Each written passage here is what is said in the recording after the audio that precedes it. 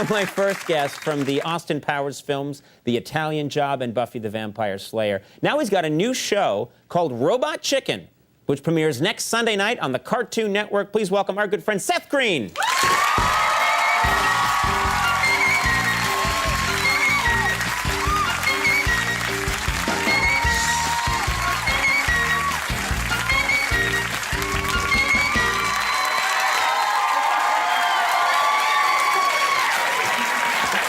I love that. Yeah. I gotta say, you and I go way back. You're a good friend, but that's my least favorite talk show move, is the point to the crowd. I see you up there. This is gonna be a home run. I'm batting for the fences, kids. This interview is gonna be legendary. Yeah. This is gonna be on your anniversary special. Oh, yeah. Nah, I doubt it. I like that. I see you. That's what politicians do, when they're always told to point, so it looks like they've got a lot of friends in the crowd, even if they don't. Is it that, or are they just singling them out? Like, I'm going to ruin your life, and yeah. I'm going to ruin yours? I'll lie to you and to you. Now, let me ask you about your hair. Yeah. This is pretty severe, what you've done. This is very short. Yeah. Well, you mind if I just feel that a little? Yeah. Wow, that is really like razor sharp. Yeah. What's going on? I'm in the glass cutting business now. Oh, looks good. I got done with the movie, and I had to dye my hair for the movie, and I decided I was going to shave my head so I didn't have, like, weird regrowth. Right. And I actually shaved a mohawk before I took it to this level. You know what? I saw there was a picture of you in a magazine from like 2 weeks ago. I think we even have it of you. You decided to go with. You look like you should be chasing Mel Gibson in Australia. I gotta. Trying to get him with a hook, you know? I got written up in one of the magazines. They put me side by side with guys like Johnny Depp and Brad Pitt, and they were like, actors with bad hair. And that's so lame, because you're clearly doing that just for fun on purpose. I was not unhappy to be compared to Johnny Depp and Brad Pitt. Right. You know. Yeah, so but it was just something for fun. I'd never had a mohawk before, and I thought, when else am I going to get the opportunity to? So might as well. Well, I also like in that picture, show the picture of you, you really look like you're committing to, you know, you're not afraid of it. You're just going for it right there. I rocked it out. I think that's the key. I mean, if you're going to do any kind of thing with your hair or your face or whatever, you just have to commit 100%. You got to be confident about it. You have to, because otherwise people will see it. You look like you're doing it. You know, if you put it on as an affectation, it's not as fun. I disagree, because I tried a mohawk a couple of years ago, and I committed to it, and still people didn't like it. It had, I committed 100%. Look at that. That's me. Debonair look. That is a solid. This is just me really committing. Like, check me out, ladies. They didn't. Let me tell you. You look like the Money for Nothing video. Oh, Money for Nothing, right. I'll take us back. Thank you. It's nice to go back to those times. Nice. Do you want to get a round trip? We should come back here now. Yeah, let's come back out of, what was that, 1983, I'm going to guess? Like that's the other thing, is you got into this business at such a young age. Yeah. And, you know, so many people in the last week and a half have been talking about, you know, older performers have been talking about their careers and how they were influenced by or affected by Johnny Carson being going on an appearance on the Johnny Carson's Tonight Show. And then it turns out that you, very young guy still, were on the Carson show with Carson when you were 12 years old, because you started so young. Yeah, I did Woody Allen movie called Radio Days. Radio Days, and got to go on the Carson show, and it was kind of sad because I was such a confused kid at the time, and you know, it was the year that I'd let my sister dress me because I was so tired of getting beat up in school for not fitting in. Right. And I'm just a train wreck of fashion on that show. So you went on a Johnny show, and how were you dressed? I had like a skater flop in the front with a mullet in the back. It gets worse. I had, like, you know, the Coca-Cola sweatshirt with jewelry on, and it gets so much deeper. I had you know, like high-top double Velcro Reebok sneakers with sports socks, and then Bugle Boy pants pushed up just under the knee with suspenders hung down. Oh.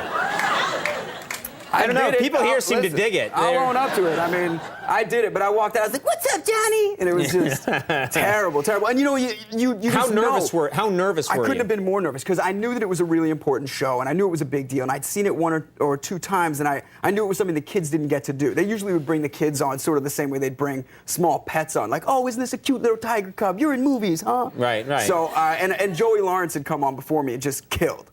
He had just killed. So I was like, I got to be better than Joey. And I love that this is really taking me back. You're like your arch enemy, the Red Baron, is Joey Lawrence in this. I must defeat Lawrence, but how? Well, because all the kids that grew up in New York all saw each other at the same auditions, Sure. and I tested for different strokes at one point. So you just see each other, and Joey had it was after Give Me a Break. He had some other show that he was on, and he had just gone on Carson and Killed. So I wanted to be cool, and the first thing they did was sat me down. They're like, "Don't be funny. Don't be funnier than Johnny. Don't reference other things from the show. Don't swear. Don't make a joke. Don't do this. And I was just like, ugh, and I walked out there and was so nervous already, and that made me 10 times more nervous. Right. I wound up bringing him like, I'd gone to the toy fair the week before, so I brought him some of the Ghostbusters ectoplasm. I was like, look, Johnny, it's slime. Laid it out on his desk. What the hell kind of instinct is that? I don't know, man. I don't know what to do. Hey, check it out, Johnny Slime! Yeah, Slap. which is exactly what happened. Did you throw it at him or something? No, I poured it out on his desk, and he bugged out on it and then threw it at Ed McMahon, and they threw it back at each other, and then the interview wound up getting wrangled, but barely. So, yeah. But yeah, he really was the guy that set the pace for what talk shows could be. Oh, sure, yeah. I mean, yeah, and hey, by the way, taking over the Tonight Show in what, like 4 years? It's 15 years, yeah. I'm going to be. Thank you, that's nice. You can shake to come on and throw ectoplasm around. Yeah, I will. That's the first thing I'm going to do is wear some low-hung suspenders and hit you with you slime. can come on. I want you to dress as you were on Carson when you come on. Oh, man. You will both be in our 60s.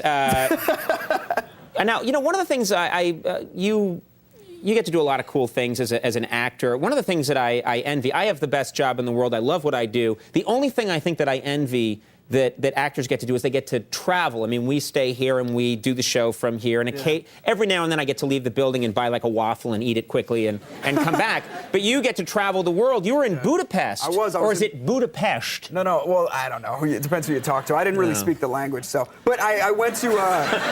You totally took the air out of my tires. I'm like, check this out. Or is it Budapest? I don't know. You're an ass. Oh.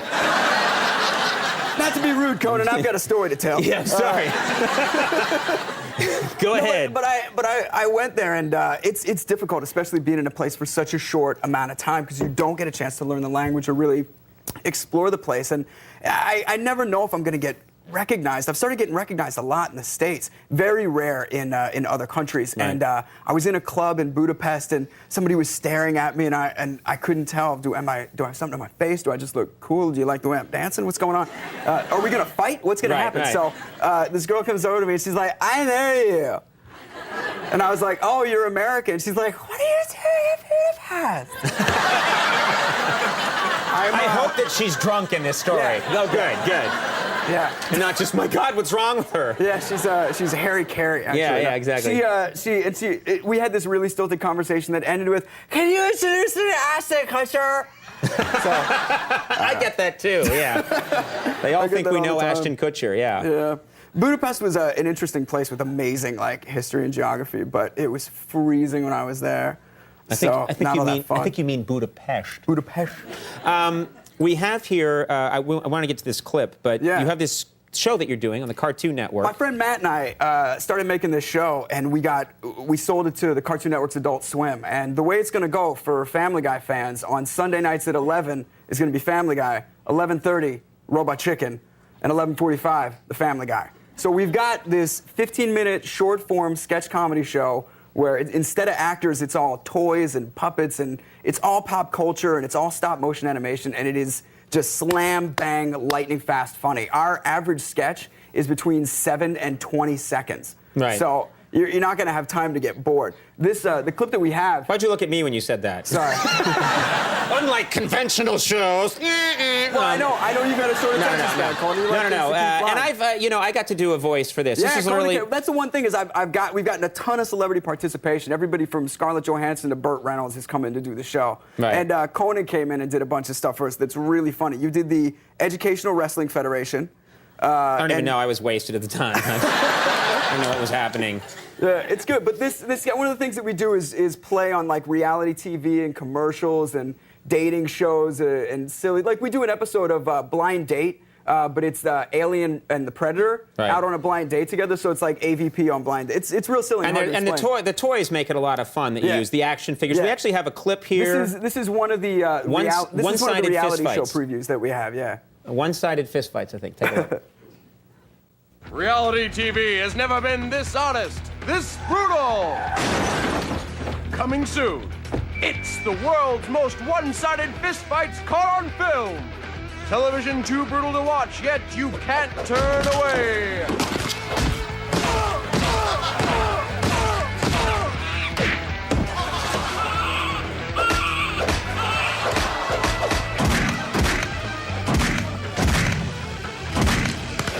Thursdays at 8 p.m. It's the world's most one-sided fistfights caught on film. Horror always leads to laughter, what we're making. I found. It looks really funny. Robot Chicken. You got to check it out. Robot Chicken premieres next Sunday night, February 20th on the Cartoon. It's hilarious. You got to point again if you're going to really mean it. Cartoon Network, Adult Swim. Yeah, and Seth Green, thank you so much. Always a pleasure. Always great. Josh Duhamel coming up. We'll take a break. We'll be back.